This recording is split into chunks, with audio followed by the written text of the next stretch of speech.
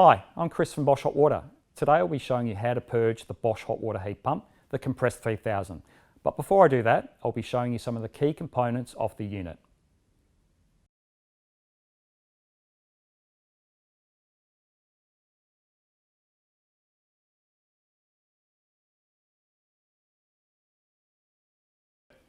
So we've got the controller, we've got the compressor, we've got the heat exchange, we've got the purge valve, and we've got the pump. Okay, now I'll show you how to purge the hot water heat pump. Hold the menu button down for 3 seconds, then go to set, you press OK, then go down to purge, there it is there, press OK, and now 5-minute countdown will start. So that's the 5, showing down will go down to 0. Yep. Okay, first of all turn the pump speed from pump speed 1 to pump speed 3.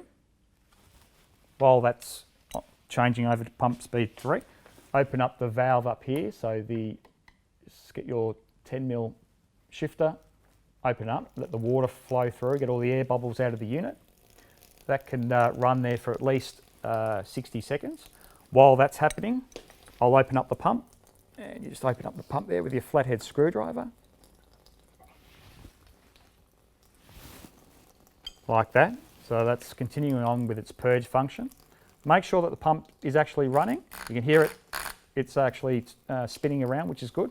So you let this run for about 60 seconds. After 60 seconds, just close off the valve at the top. Make sure all the air bubbles are out of the unit. Let the pump run for 60 seconds, as I said, and then just close it all off. Put the screwdriver into the back of the screw and just close it off like that. Then all you need to do is wait for the 5-minute countdown to end, and that's the purging function complete.